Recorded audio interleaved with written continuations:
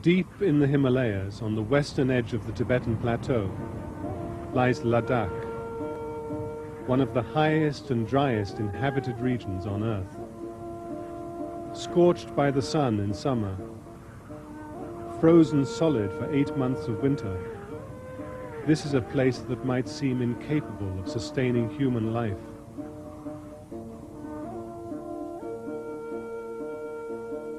Yet over the centuries, fields have been carved out of the rocks and sand of the desert, enabling the people not only to survive, but to prosper.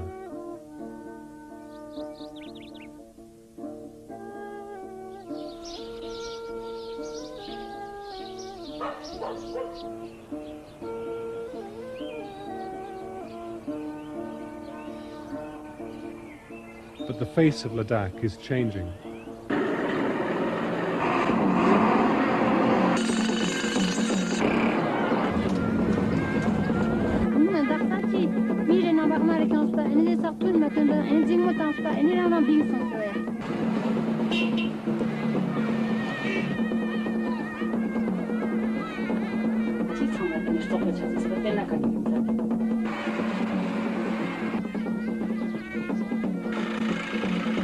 Agriculture is dying.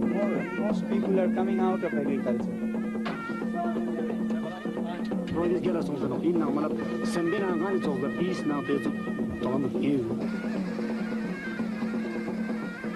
The modernization of Ladakh calls into question a number of widely held assumptions about industrial society.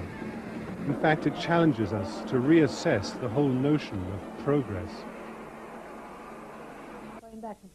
Helena Norberg-Hodge has spent much of the last 18 years in Ladakh. I know it might sound far-fetched, but I'm convinced that looking at Ladakh can actually help us to better understand what's going on in the West. When I first went to Ladakh, there was no pollution, no crime, and people had lived peacefully side by side for centuries. And there was an incredible joy to life. But now, in recent years, I've seen the impact of the modern Western world on the traditional culture. And this ability to contrast the old with the new clarifies a lot of things. It helps to explain the reasons behind many of the problems that we face in the West, the reasons behind environmental breakdown and the breakdown of communities, and more importantly, it helps to show how we might get out of this mess that we've created.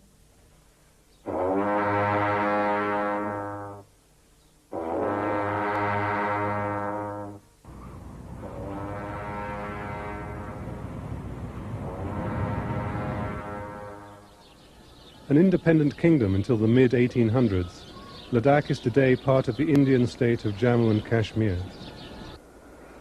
Its cultural heritage is Tibetan, so much so, in fact, that it is still widely known as Little Tibet. While parts of Ladakh are largely Muslim, the predominant religion of Central or Old Ladakh is Tibetan Buddhism.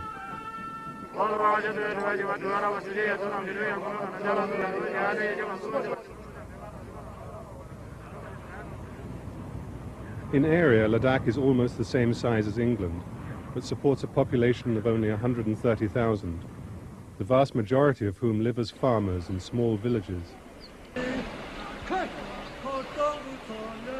Since there are less than 4 inches of rainfall a year, the Ladakhis have to rely instead on glacial meltwater, which is brought to the fields through an elaborate system of channels, often many miles long.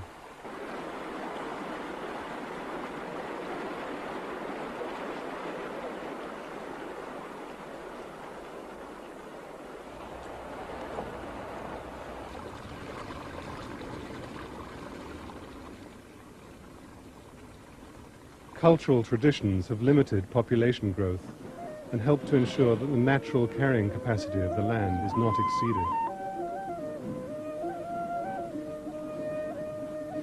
More than 90% of Ladakhi families own their own land, an average of 3 or 4 acres, and a number of animals. Land holdings are neither sold nor divided, but passed on intact from one generation to the next.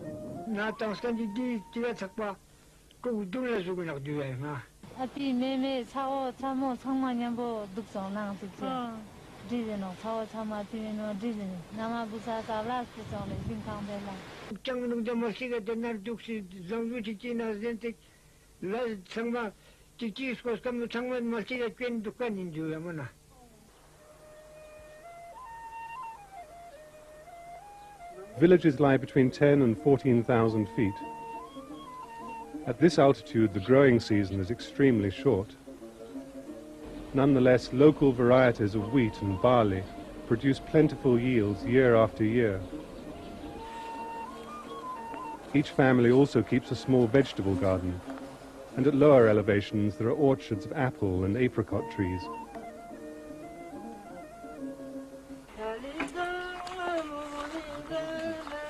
With few exceptions, basic needs are met within the community.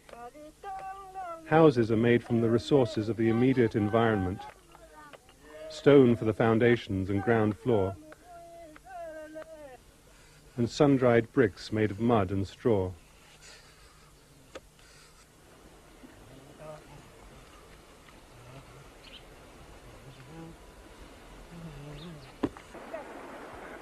Dwellings are large and graceful, yet there's no need for architects. Everyone in Ladakh knows how to build a house.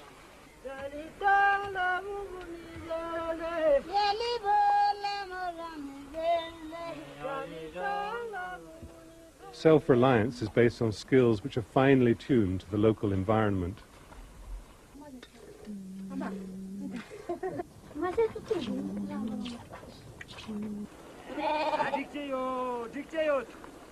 During the summer, villagers spend time at the high pastures watching over their animals. At 16,000 feet, conditions are harsh, but these local breeds of sheep and goats are well adapted to the environment. Vegetation here is scarce, so the herds are moved each day to prevent overgrazing.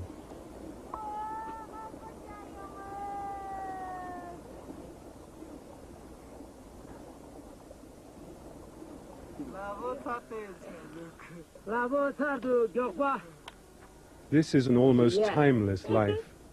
Work and leisure are one.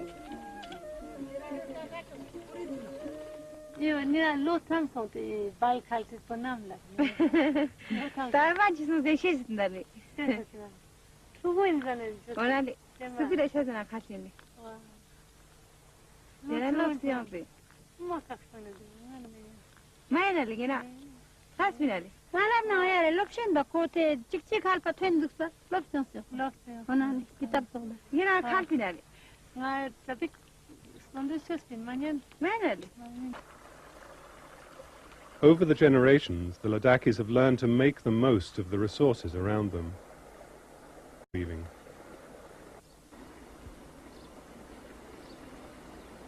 People, they don't waste anything in Ladakh. Whatever it may be wood, it may be even stones, it may be grass, it may be water, it may be anything. See, they don't waste it. They take care of it. See, in that way, we could really see that Ladakh is actually very economist. They're the real economists, see. Not the modern economics, see, increasing in production, go on producing things, destroying all the natural resources. Not like that. So, taking care of the natural resources and how to develop it. Everyday life in the village is based on a close relationship between people and the earth. This living experience of interconnectedness is reinforced by the teachings of Buddhism. The religion permeates all aspects of life.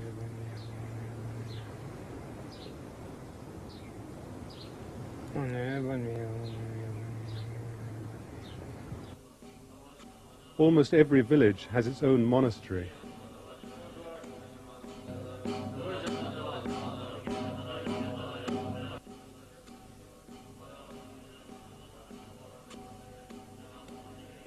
Most households have a family member at the monastery, and there is constant interaction between villagers and monks.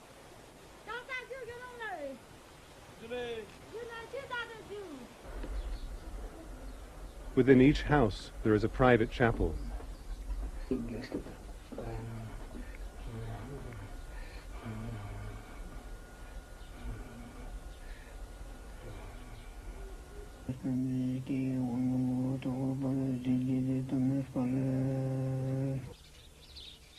The landscape is dotted with stupas or chortens.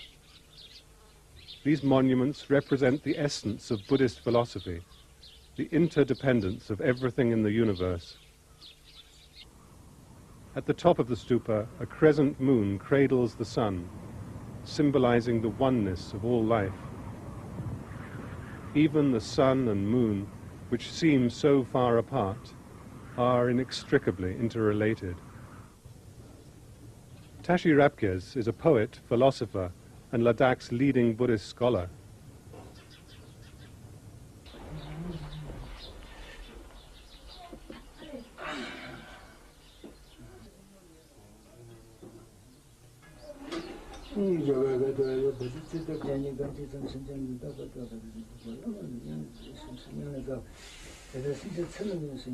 Interdependence is very important, see, in the Buddhist philosophy, because see, it says that everything depends on every other things. See, even things come into being through dependence and through relationship.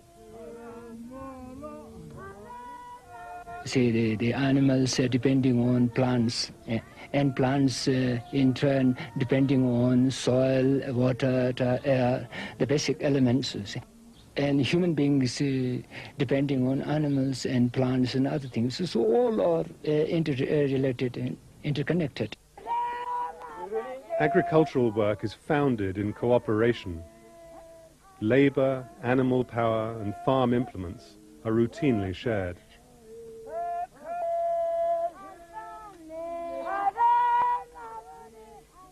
In that way, the farming is done, and it is done in a very cooperative basis. They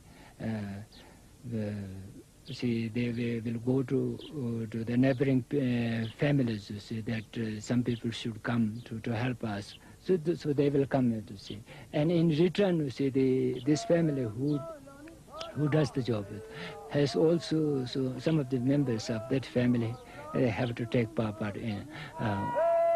In the case of another family.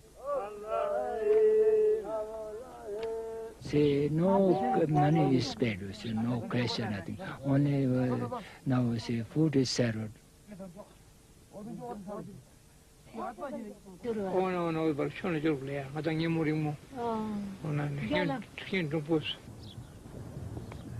The small scale of the economy helps to strengthen community ties. People have the security of knowing that they can depend on one another.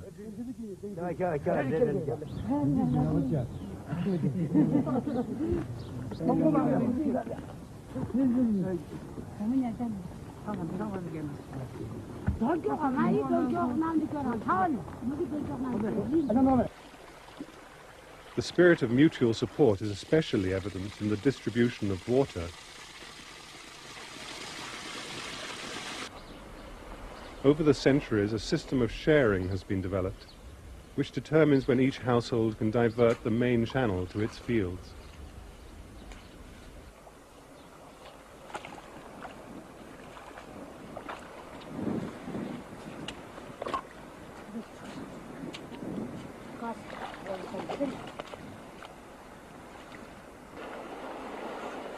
The animals of the entire village are tended by just a few villagers at a time, sharing the work on a rotational basis.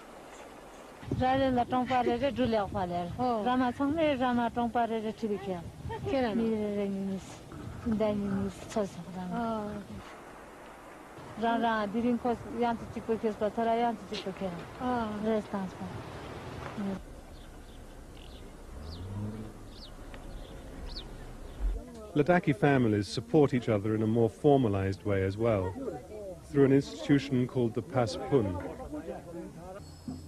Each family belongs to a group of households that help each other at the time of birth, marriage, and death.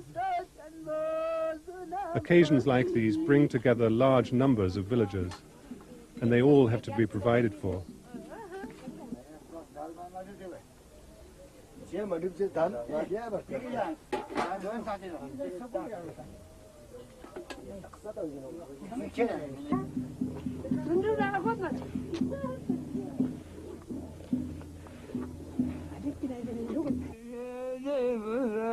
When someone dies, the Paspun takes care of all the necessary arrangements. from washing and wrapping the body to the performance of rituals in the home.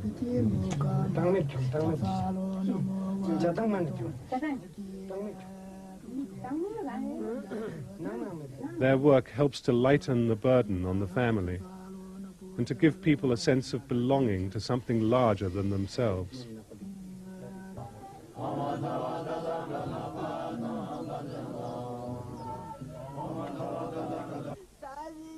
Even at the time of greatest sorrow, the individual is never alone.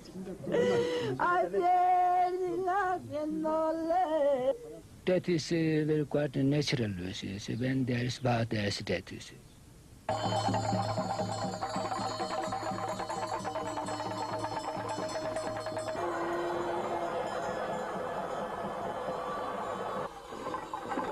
In Ladakh, the people who follow Buddhism, they accept that when someone dies, someone again takes a rebirth.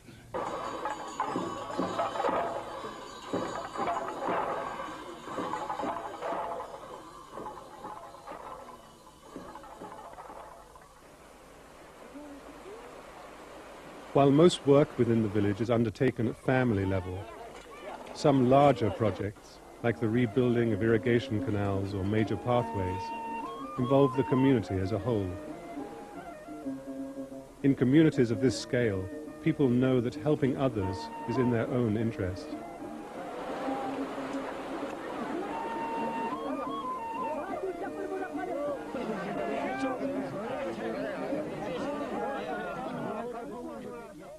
Village-level decisions are taken by a council made up of representatives of chutso, or groupings of 10 or so households.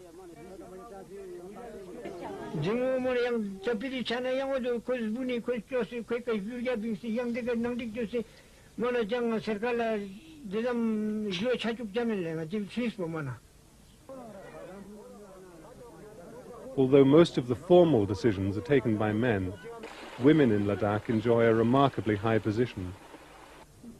Almost all the important decisions affecting people's lives are taken at the household level, where women are at the center.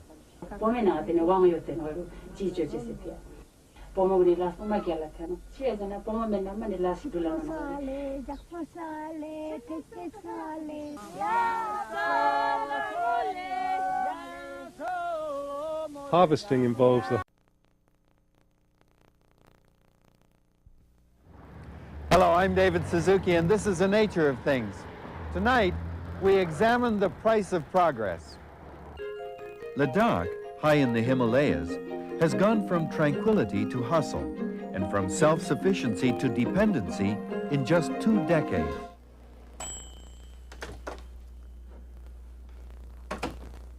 The great promise of technology in the 40s and 50s was of labor-saving devices that would relieve us of drudgery and give us more time to enjoy life. Well, here we are in a modern kitchen, and yet somehow we seem busier than ever. The telephone demands to be answered, and we end up listening to messages and returning calls that we never had to worry about before.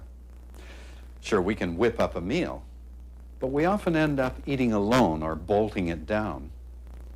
Are we really better off?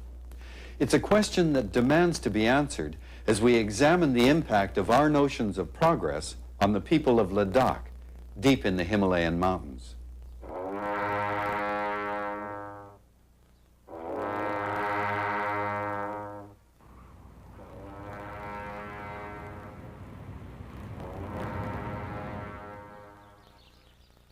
An independent kingdom until the mid-1800s, Ladakh is today part of the Indian state of Jammu in Kashmir. Its cultural heritage is Tibetan, so much so, in fact, that it is still widely known as Little Tibet. While parts of Ladakh are largely Muslim, the predominant religion of central or old Ladakh is Tibetan Buddhism.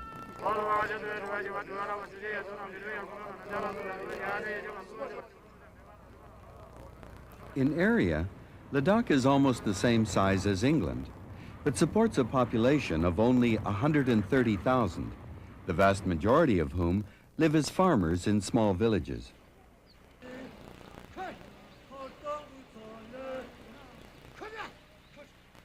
Since there are less than 10 centimeters of rainfall a year, the Ladakhis have to rely instead on glacial meltwater, which is brought to the fields through an elaborate system of channels, often many kilometers long.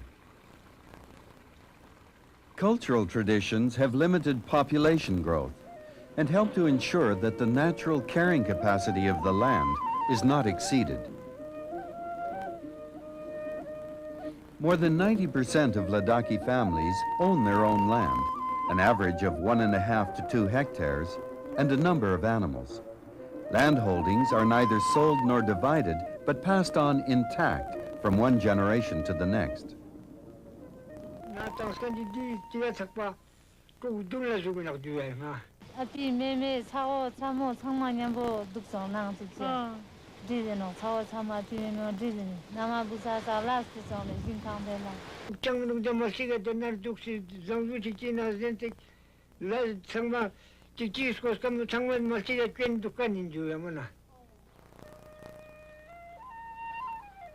Villages lie between 3,000 and 4,500 meters.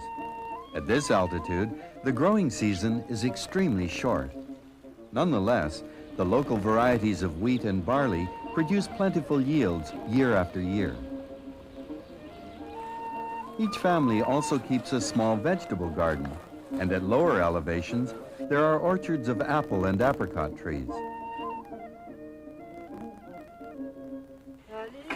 With few exceptions, basic needs are met within the community. Houses are made from the resources of the immediate environment. Stone for the foundations and ground floor.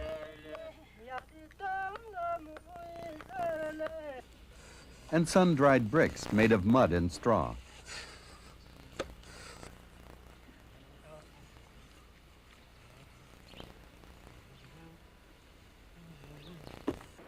Dwellings are large and graceful, yet there's no need for architects. Everyone in Ladakh knows how to build a house.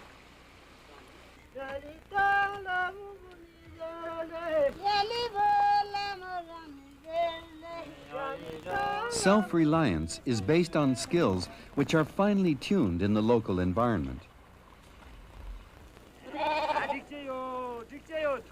During the summer, villagers spend time at the high pastures watching over their animals.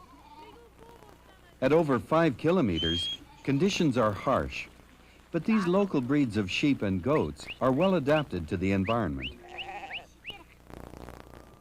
Vegetation here is scarce, so the herds are moved each day to prevent overgrazing.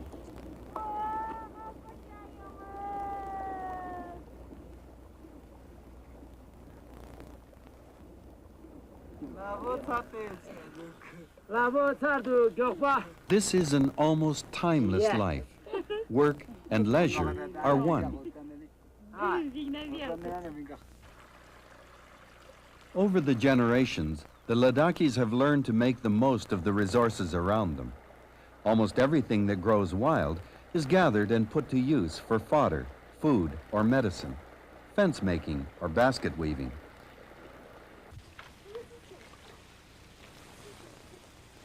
Everyday life in the village is based on a close relationship between people and the earth.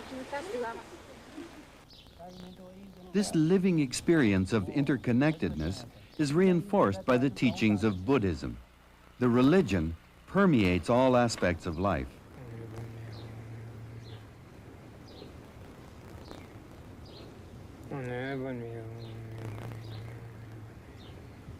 Almost every village has its own monastery.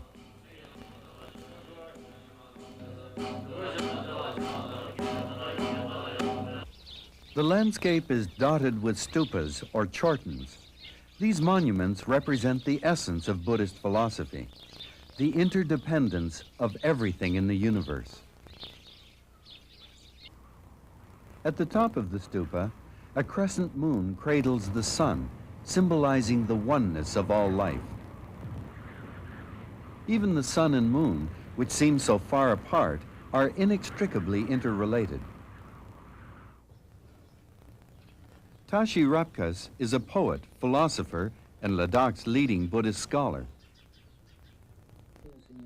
interdependence is very important, see, in the Buddhist philosophy, because see, it says that everything depends on every other things. See, even things come into being through dependence and through relationship.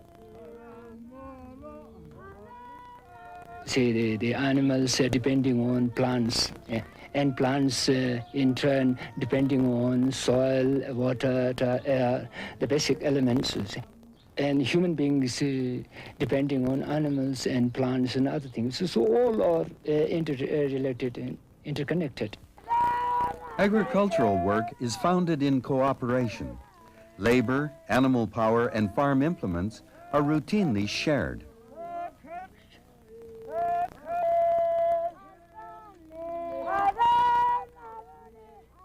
In that way, the farming is done, see, and it is done in a very cooperative basis. See, they will go to the neighboring families to say that some people should come to help us. So they will come to see, and in return, you see, this family who does the job has also some of the members of that family have to take part in. See, in the case of another family. See, no money is paid, see, no cash or nothing. Only now, see, food is served.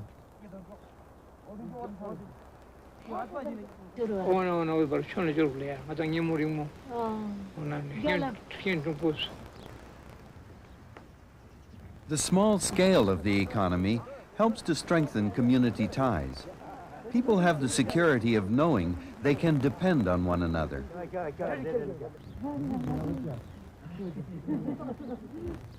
The animals of the entire village, attended by just a few villagers at a time, sharing the work on a rotational basis.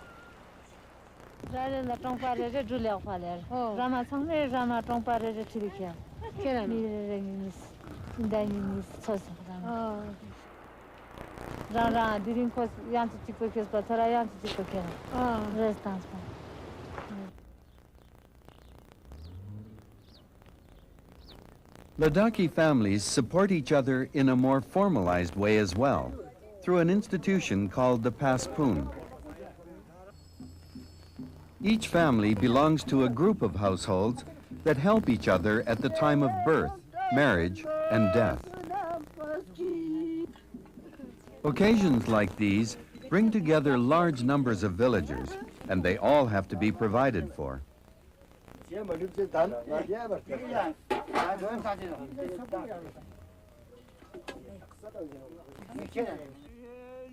When someone dies, the Paspoon takes care of all the necessary arrangements, from washing and wrapping the body to the performance of rituals in the home.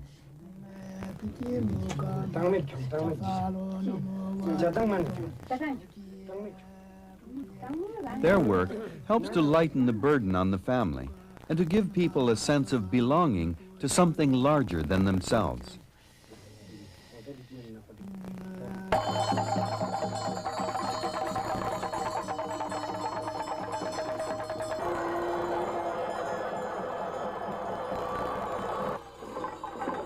In Ladakh, see, the people who follow Buddhism, see, they accept, see, that when someone dies, see, someone again takes a rebirth.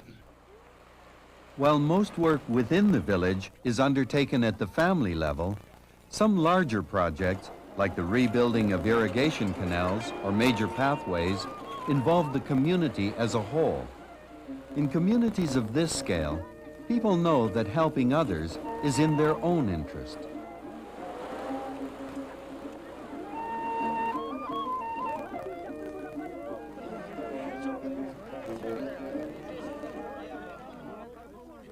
Village-level decisions are taken by a council made up of representatives of chutso, or groupings of 10 or so households.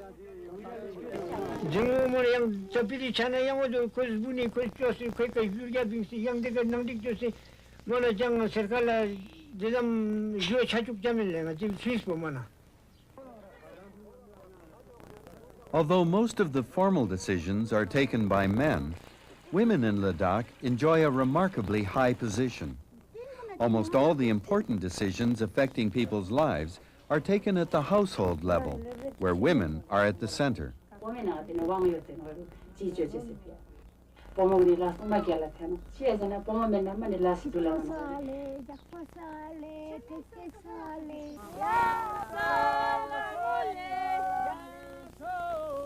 Harvesting involves the whole family.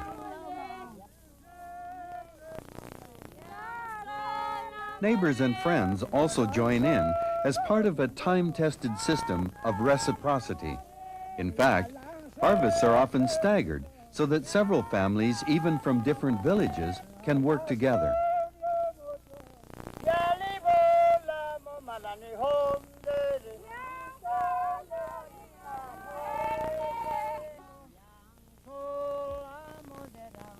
This is the most critical time of the year, since the crops have to be gathered in quickly before the first snow. Even so, the work goes on at a relaxed pace.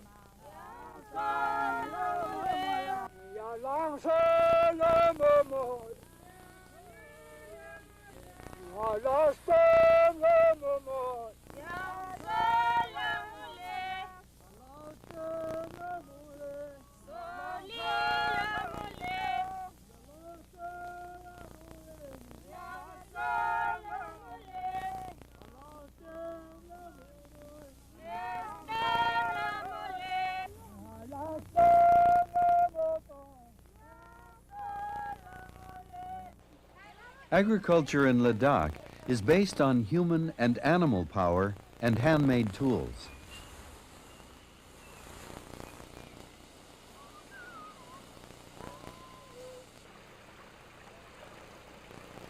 The most advanced technology is the ranta, a simple water-powered mill for grinding grain.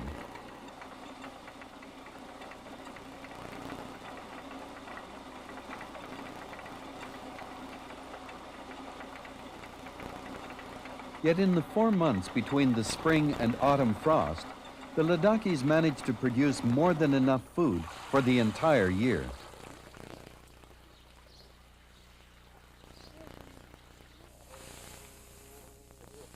In most years, there's even a sizable surplus of grain that can be traded for salt or tea or even jewelry. And there's enough barley to be made into gallons of chan, the local beer. Long breaks are part of a typical day in the summer working season.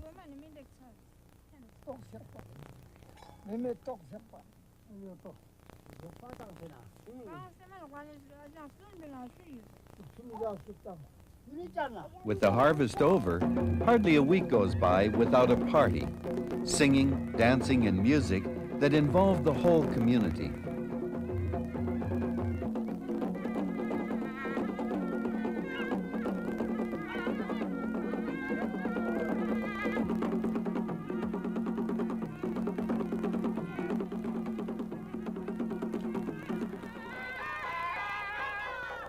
Weddings last many days, even weeks.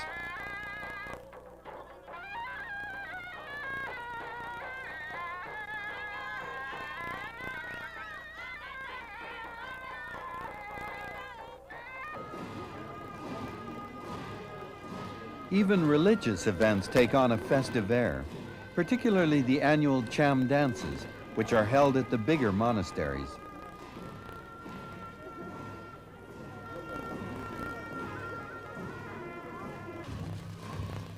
The dancers are all monks.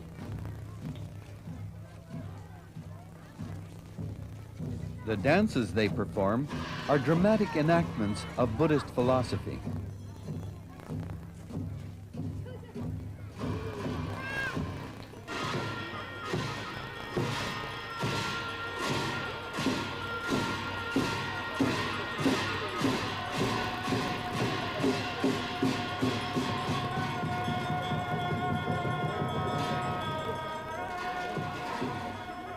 Life in Ladakh is clearly more than mere subsistence. This is, in fact, a rich culture, one in which people are able to meet not only their material needs, but more importantly, their need to belong to both their place on the earth and to the community of which they are a part. Helena Norberg Hodge has spent much of the last 18 years in Ladakh. It's important not to idealize traditional cultures. In Ladakh, for instance, there was high infant mortality, and it was very cold in the winter, and people certainly weren't as comfortable as we are in the West today. But if you look at what's important, then the traditional cultures really worked. It was sustainable. People had managed to live in this difficult environment for centuries, and people were really happy.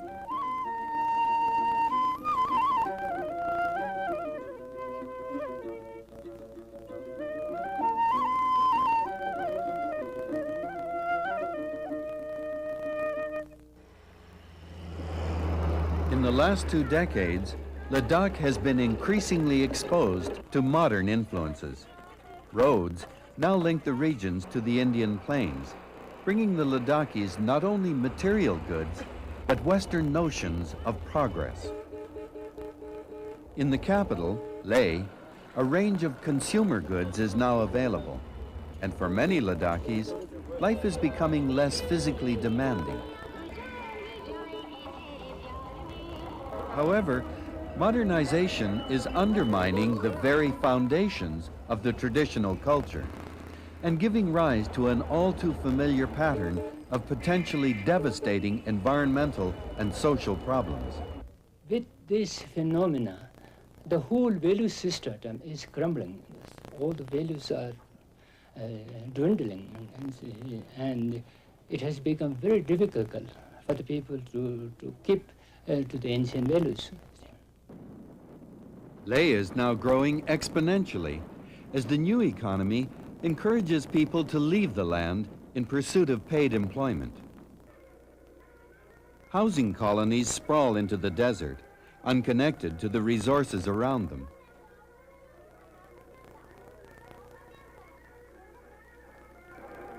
There are no streams here.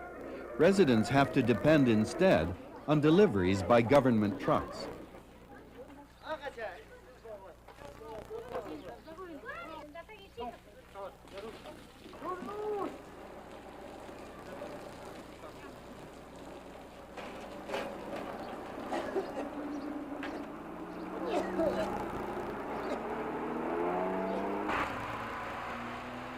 The physical environment of Leh is deteriorating year by year.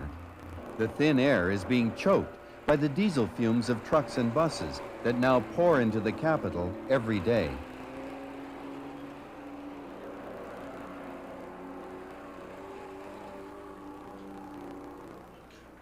Rubbish of all sorts piles up in the streets and on the open dumps on the edge of town.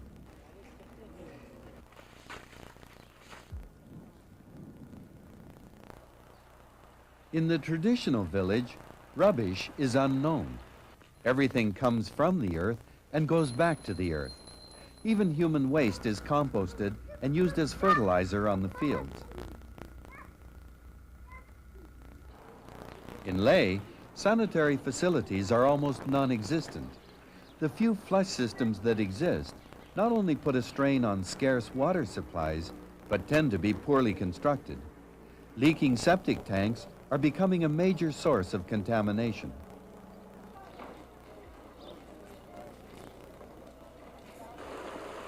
Water from streams in and around the town is no longer fit to drink.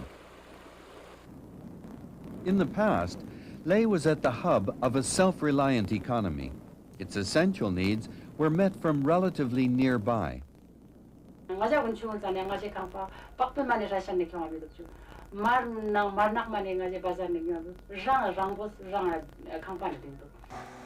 Today, the people of Leh are becoming dependent on outside sources, not just for luxuries and consumer goods, but for basic necessities like food, clothing, and energy. Development in Ladakh, and it's the same everywhere in the world, is a process of planned change. And what it's done is to systematically dismantle the local economy, local self-reliance, and the first victim is the small farmer. whose entire livelihood is completely undermined. As a result of heavy subsidies, wheat trucked in from the other side of the Himalayas sells in Ladakh for considerably less than wheat grown a 5-minute walk away. Local agriculture is made to seem uneconomic.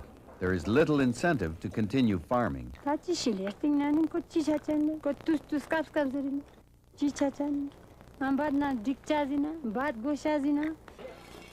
In the short term, cheap imported food might appear to be a real benefit, but the result is that the Ladakhis are becoming increasingly tied to a global economy, putting them at the mercy of market forces far beyond their control.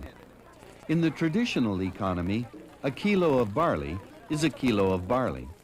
Yields are quite consistent from year to year, so the family's livelihood is secure. People know that they will always be able to provide for themselves.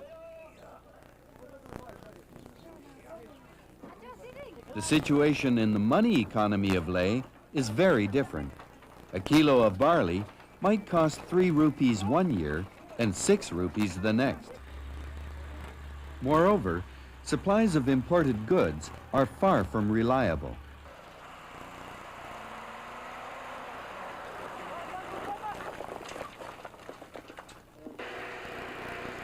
For 2/3 of the year, the passes linking Ladakh with the rest of India are closed by heavy snows.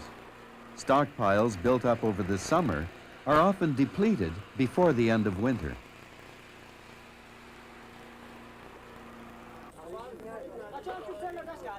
Staple foods and kerosene, which is now widely used for cooking, are both rationed. In the traditional society, people were largely in charge of their own lives. Nowadays, more and more decisions, even decisions affecting everyday life in the village, are made in distant government offices. As the focus of the economy shifts to Leh, families are splitting into even smaller nuclear units. There's no room for grandparents in houses like these, either physically or emotionally.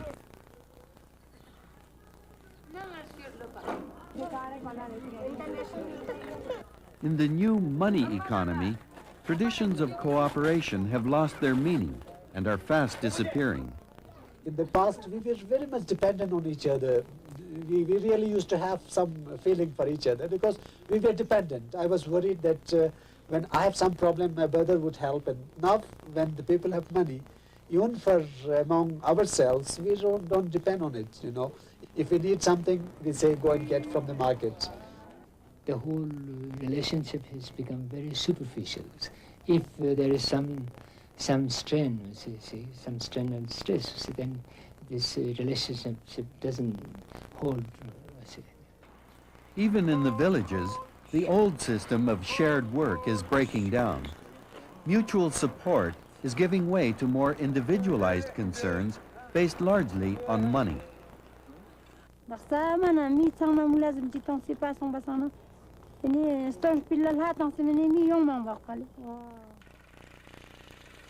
The health of the land is being threatened by modern methods of agriculture, which are now being widely promoted as part of the package of Western-style development. More than 3/4 of the pesticides used in Ladakh have been banned or severely restricted in the West.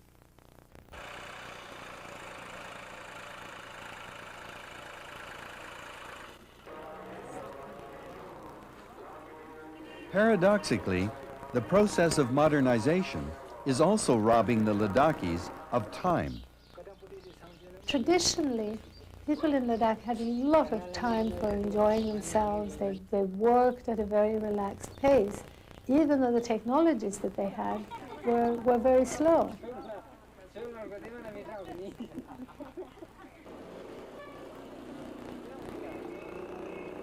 What I've seen now is that development is actually speeding life up. Suddenly people have to work at the speed of the available technologies. A friend of mine from a remote village pointed this out very vividly. She said, I just can't understand what's happening. My sister who lives in the capital, she's got all these things that save time. She's got a kerosene stove, she's got a telephone, they have a Jeep. And yet when I go to visit them, they barely have time to talk to me.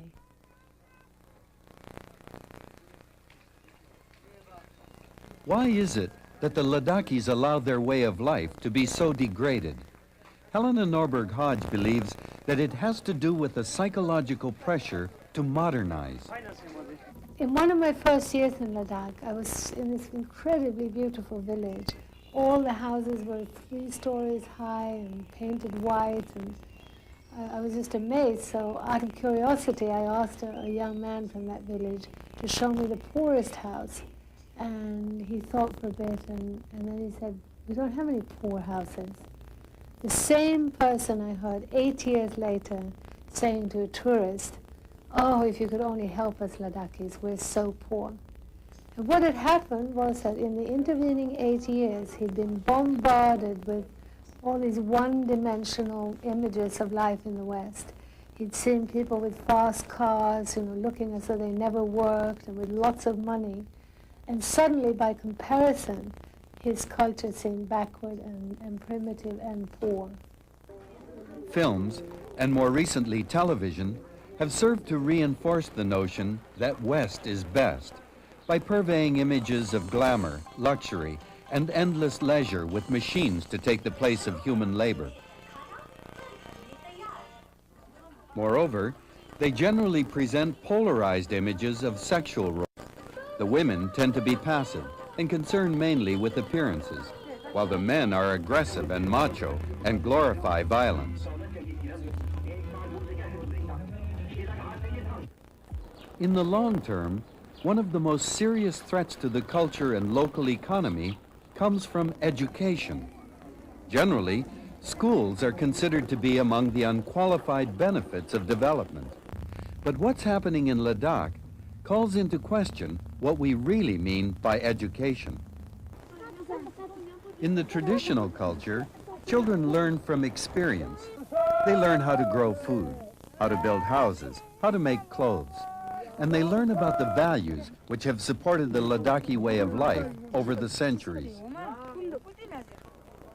By contrast, modern education trains children at best for specialized jobs in urban centers.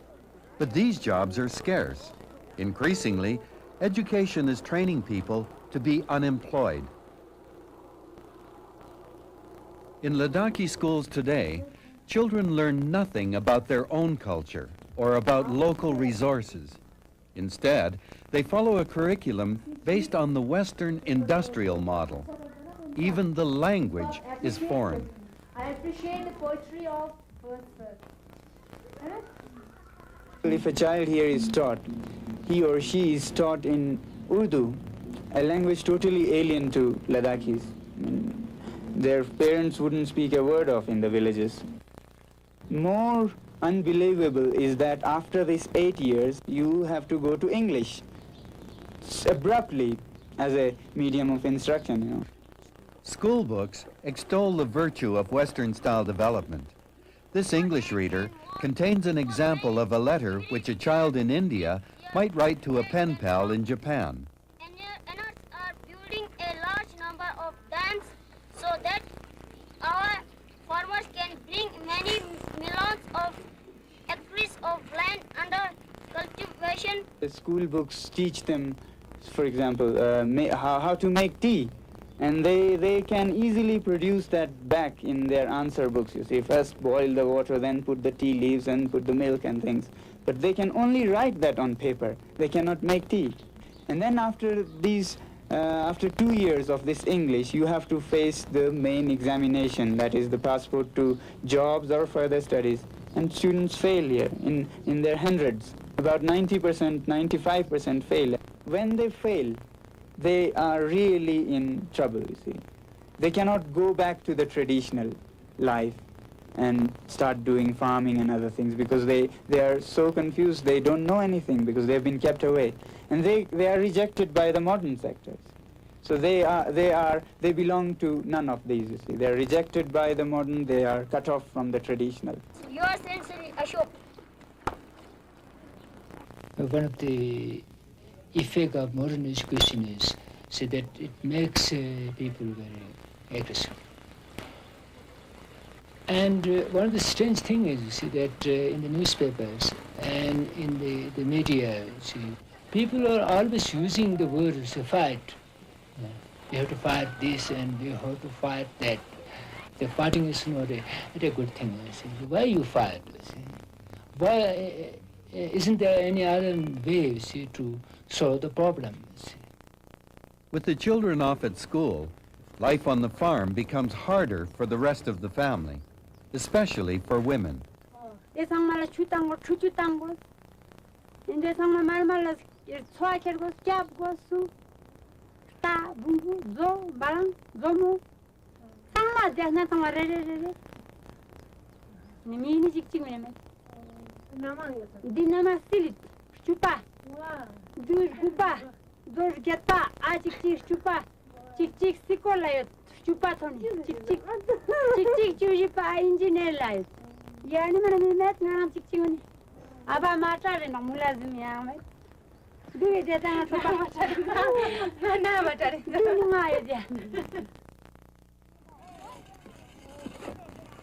When viewed from a broad perspective, the impact of development has been profoundly disturbing. Modernization is no doubt bringing some short-term material benefits, but in so doing, it is unraveling the rich fabric of relationships which held Ladakh together over the centuries.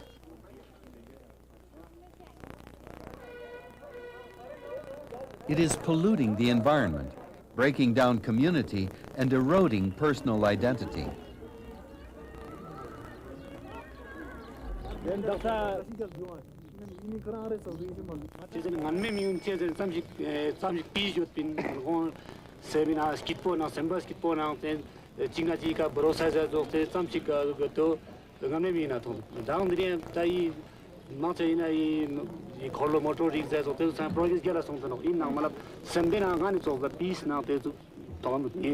In one way, in spite of all the material progress, all the inventions, and all the knowledges, if we really look to the human situation, and I think they are more miserable now.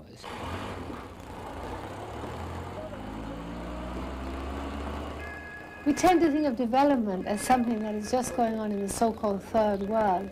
But actually, from what I've seen, going back and forth between Ladakh and the West over many years, it's clear that it's a process that is going on in the West too.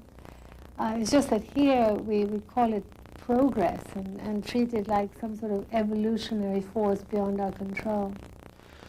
The changes brought about by development in the industrialized world have been occurring over a very long period of time, dating back to the Industrial Revolution and beyond. As a result, it's hard to see the connections between the problems we now face and their original root causes. In Ladakh, the changes have been so sudden that the causal connections are much clearer. It's here, then, that Ladakh can perhaps teach us something about ourselves. I think the most important lesson of Ladakh is that people need to feel connected. They need to have a relationship with the place where they live, with the earth under their feet. And they also need to feel part of a community, to actually form their sense of identity through long-term relationships with other people.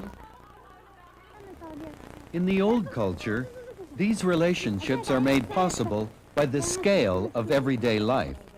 Political and economic units are small enough that people can actually see the impact of their actions on the world around them.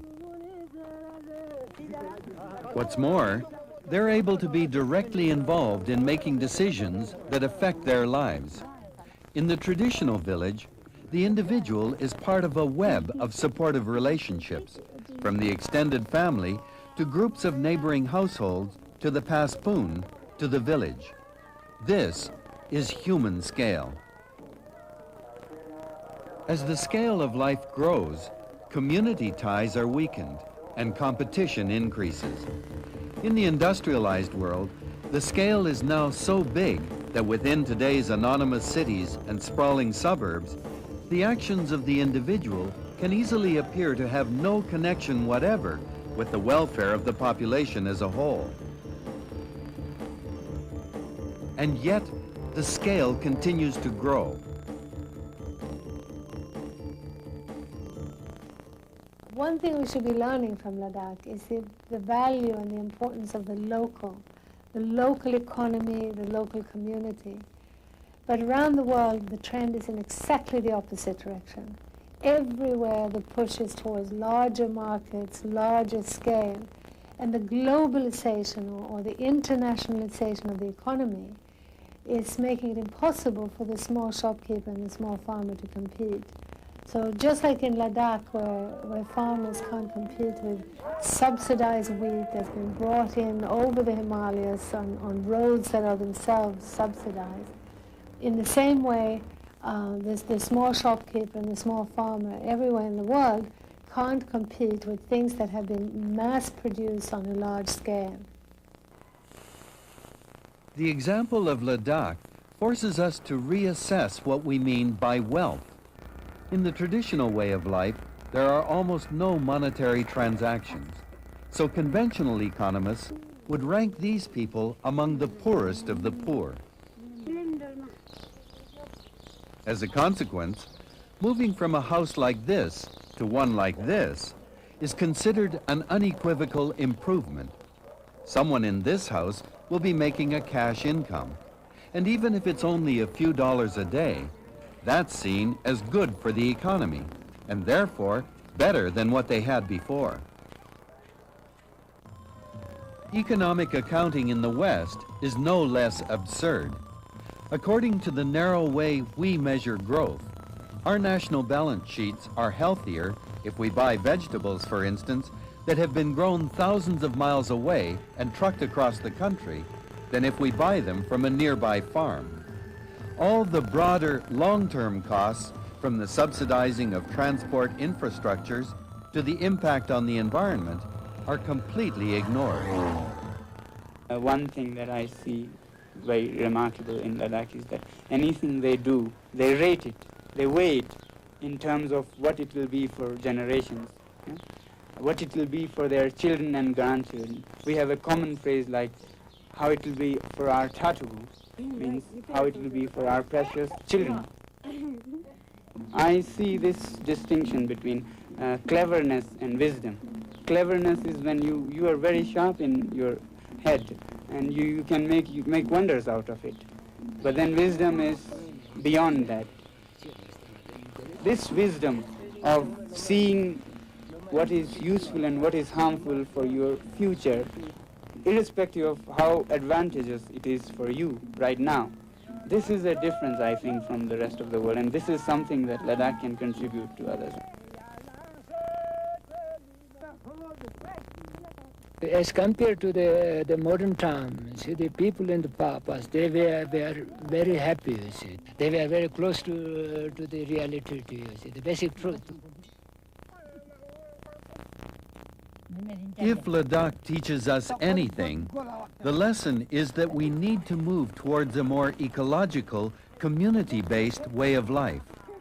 We can't go back to living like the Ladakhis, but we can strive to re-establish our connection with each other and with the earth.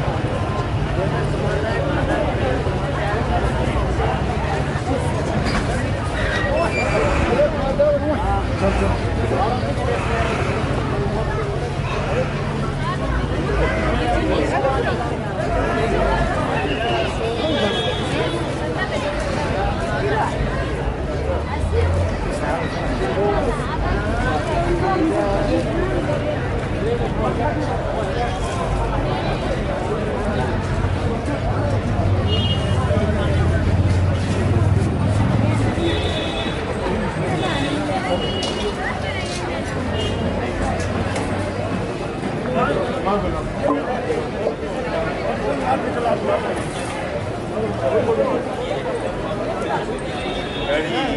listen to Scapa, listen.